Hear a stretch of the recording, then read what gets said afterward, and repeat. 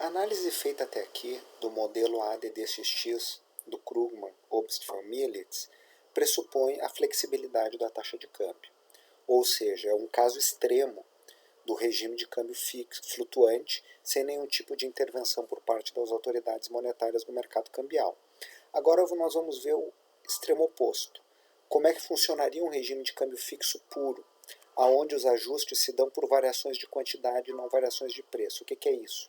Vamos lembrar lá a parte 3 do nosso programa, quando mostrávamos a estrutura do mercado cambial, os conceitos principais, e já apresentávamos essa diferença. Um regime de câmbio fixo é aquele na qual a autoridade monetária estabelece o parâmetro dado entre o valor da moeda nacional e algum ativo de referência, ouro ou uma moeda estrangeira conversível, o dólar.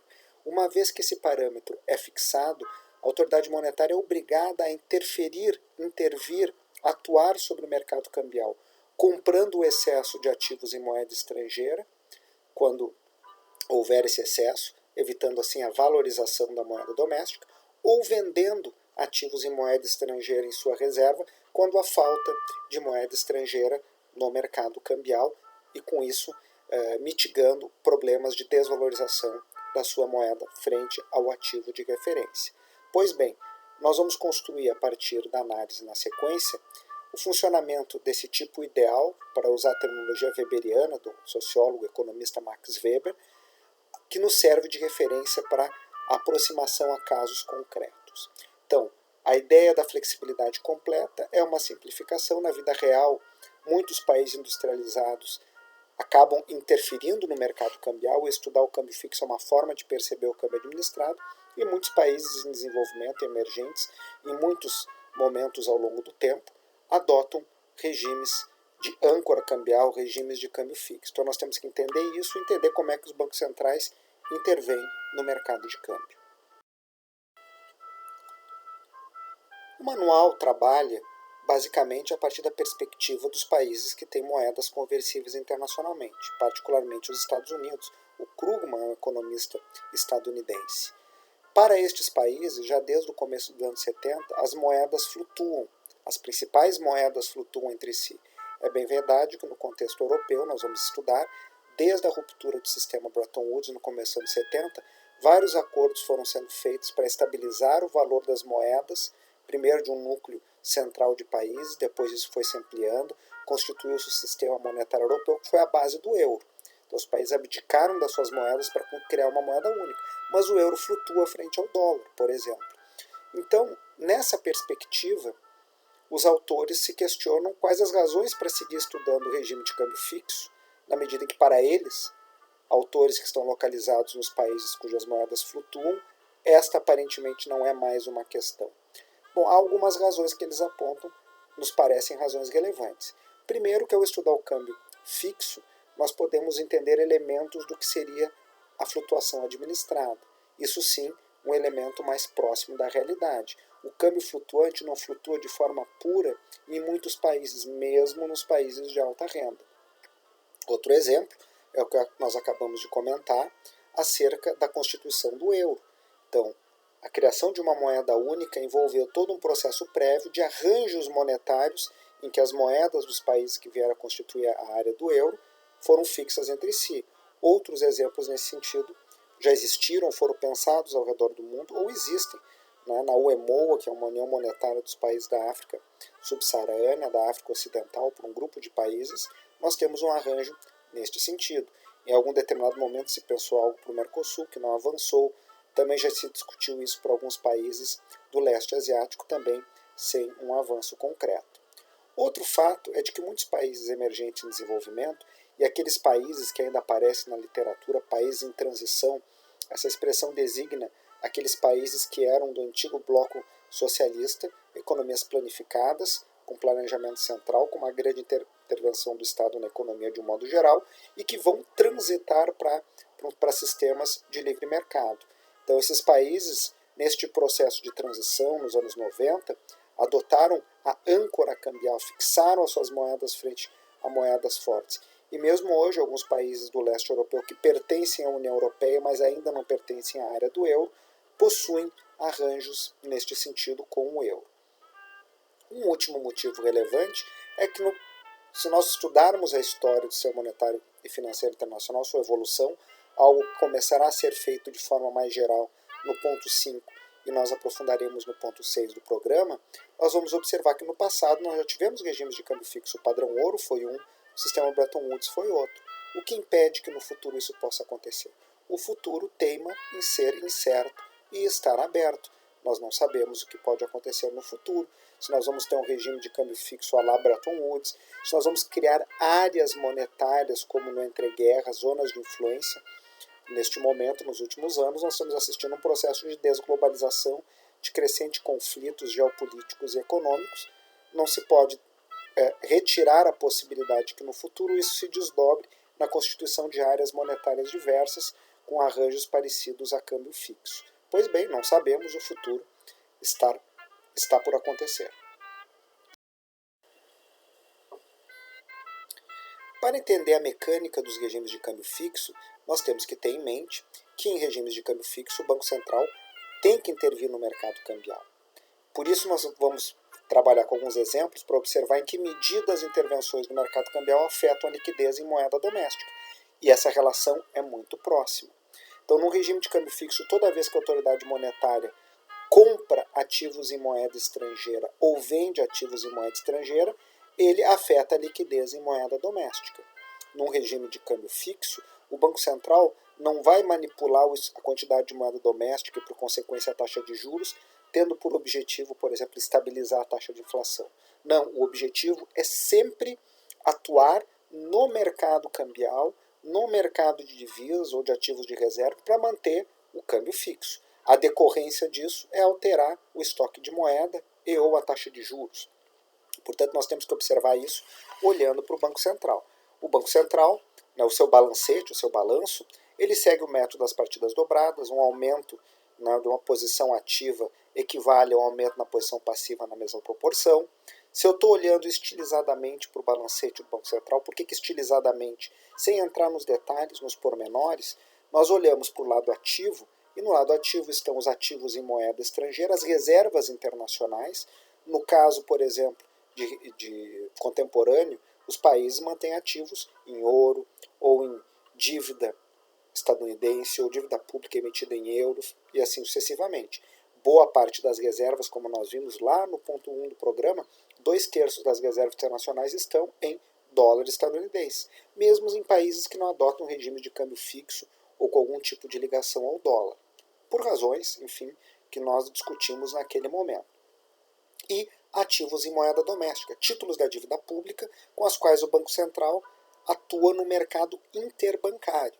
Lembrem também lá no ponto 3 do programa, quando discutimos a estrutura do mercado cambial, falávamos que havia o mercado à vista e o mercado secundário ou interbancário de moeda estrangeira. É onde um banco vende para outro banco, vamos pegar o exemplo, dólares que estão sobrando. Por outro lado, nós temos o mercado interbancário, que é aquele onde se faz a política monetária. O Banco Central compra e vende títulos, ampliando ou reduzindo a liquidez do mercado interbancário para afetar a nossa taxa de juros. O ponto em questão é, nós vamos assumir por simplificação aqui, que o patrimônio líquido é constante e que variações no passivo e no ativo vão na mesma proporção. Se eu aumento o ativo, quer seja porque aumentaram os ativos em moeda estrangeira ou os ativos em moeda doméstica, o passivo monetário, que é o outro lado do balancete, onde estão os depósitos que os bancos privados possuem junto ao Banco Central e a moeda em circulação. Então, no lado passivo, por simplificação, nós olhamos a moeda que o governo injeta na economia por meio do Banco Central e aquele montante de depósitos, porque o Banco Central é o banco dos bancos. Né? Quando um banco empresta dinheiro para outro banco, liquida aquela operação, há créditos e débitos feitos nas suas respectivas contas do Banco Central. Da mesma forma, quando o Banco Central compra e vende títulos em moeda doméstica ou em moeda estrangeira para os bancos, para o mercado interbancário de divisas ou de moeda doméstica, também há créditos e débitos nas contas respectivas dos bancos junto ao Banco Central. O importante a reter é variações no ativo vão gerar variações no passivo na mesma proporção, e é assim que nós vamos construir o exemplo de operacionalização da política cambial e monetária no contexto de regimes de câmbio fixo. Portanto, assumindo um patrimônio líquido constante para a simplificação da nossa análise, toda a compra de ativo por parte do Banco Central resulta num aumento da oferta de moeda doméstica. Por quê? Porque o Banco Central compra um ativo do mercado, ativo em moeda estrangeira ou em moeda doméstica e acredita, né, ou injeta dinheiro diretamente na economia ou acredita na conta dos bancos junto ao Banco Central na mesma proporção. Quando ele vende dólares ou ativos em moeda doméstica para os bancos, ele vai debitar, vai retirar a moeda de circulação. Então, no âmbito do mundo de câmbio fixo, que a autoridade monetária tem que manter o valor da moeda estável frente ao ativo de referência, permanentemente ele estará comprando e vendendo moeda estrangeira, esse ativo de reserva. Estou falando moeda estrangeira para o caso, né, de ser moeda reserva. No caso de ativo de reserva, como o ouro, seria comprar e vender ouro junto ao mercado. Toda vez que o Banco Central compra ouro, ele joga a moeda na economia. Quando ele vende ouro, ele tira a moeda da economia. As relações vão se dar na mesma proporção, salvo essa intervenção cambial seja esterilizada. A esterilização, como nós vamos ver, ela ocorre para neutralizar o efeito sobre a liquidez em moeda doméstica da intervenção no mercado cambial. Quando o Banco Central vende dólares para o mercado, assumindo que o dólar é o ativo de reserva, ele tira reais, para simplificarmos o exemplo, imaginar teoricamente o caso brasileiro, tira reais de circulação. Ele pode querer neutralizar esse efeito. O que ele vai fazer? Ele vai comprar títulos em moeda doméstica do mercado e creditar novamente os reais para os bancos. Então, a operação de esterilização é uma neutralização por meio de operações de mercado aberto, com dívida pública e moeda doméstica, dos efeitos sobre a liquidez doméstica da intervenção cambial. Então, a esterilização sempre vai neutralizar, vai manter a base monetária e, por consequência, se o multiplicador é constante, o M1, né, sem se alterar, a partir de uma alteração feita na intervenção cambial. Vendi títulos estrangeiros, vendi dólares, vou comprar títulos em moeda doméstica para neutralizar. Se eu compro moeda estrangeira, eu vou simultaneamente vender títulos em moeda doméstica para neutralizar o efeito dessa primeira transação sobre a liquidez em moeda doméstica. Se não há esterilização, os resultados do balanço de pagamentos vão ter um efeito imediato e direto sobre a liquidez em moeda doméstica. Se o fluxo cambial naquele período é superavitário, o balanço de pagamentos é superavitário, a quantidade de moeda doméstica vai subir na mesma proporção, porque o Banco Central vai ter que comprar esse excesso de moeda estrangeira e jogar a moeda doméstica em circulação. Se há um fluxo deficitário, o Banco Central vende, né, reservas cambiais e retira a moeda doméstica de circulação. O déficit no balanço de pagamentos reduz a quantidade de moeda em circulação, o superávit aumenta a quantidade de moeda doméstica em circulação. Vamos ver agora, com base no balancete do Banco Central, exemplos com a venda de um ativo de moeda estrangeira, o efeito sobre a liquidez em moeda doméstica, sem e com esterilização. Primeiro, sem. Então, nós partimos dessa tabela 1, que nós temos a posição inicial do balancete do Banco Central, assumindo o patrimônio líquido constante e assumindo uma versão ultra simplificada do balancete, ativo igual a passivo. O que é o ativo? A parcela que está em reservas internacionais, ativos em moeda estrangeira, e a parcela que está em ativos em moeda doméstica. Do lado passivo, passivo monetário propriamente dito, é a base monetária, que é a soma da moeda em circulação e dos depósitos que os bancos mantêm junto ao Banco Central. Do lado ativo e do lado passivo, a soma é a mesma. Quando o Banco Central vende, por exemplo, 100 unidades de moeda doméstica, está sempre em moeda doméstica, de ativos em moeda estrangeira, nós vemos lá que o balanço do Banco Central há uma redução equivalente dos ativos em moeda estrangeira que vão para o setor privado. Ora, qual é a decorrência disso? A decorrência é que o Banco Central vai ser pago, por exemplo, retirando moeda de circulação, ou, no exemplo 3, debitando das contas que os bancos têm junto ao Banco Central este montante, este equivalente. Portanto, vamos ter uma situação na qual há uma queda da liquidez doméstica proporcional à retirada desses recursos a partir da venda de ativos em moeda estrangeira. cai o lado ativo, cai o lado passivo. O que pode evitar isso? Uma operação contrária, né, de mercado aberto, que é a operação de esterilização. Então, se eu vendo um ativo de moeda estrangeira em 100, isso diminui em 100 o passivo monetário, a base monetária, portanto, e o M1, eu vou comprar ativos de moeda doméstica do mercado, portanto, vai subir para 1.600 o meu balanço ali, e isso reinjeta os mesmos R$100, que é o que nós vamos ver na sequência. Este balancete revela agora, do 4 para o 5, esta situação.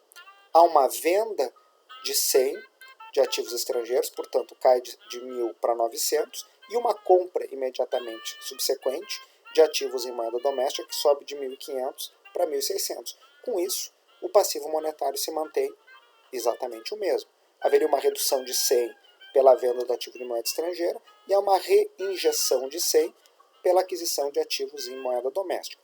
A esterilização, portanto, neutraliza o impacto sobre a base monetária da intervenção cambial. Por fim, lembramos que quando não há intervenção no mercado cambial, o resultado do balanço de pagamentos afeta diretamente a liquidez em moeda doméstica. No caso de superávit, haverá um aumento da liquidez em moeda doméstica. No caso de déficit, uma redução da liquidez em moeda doméstica.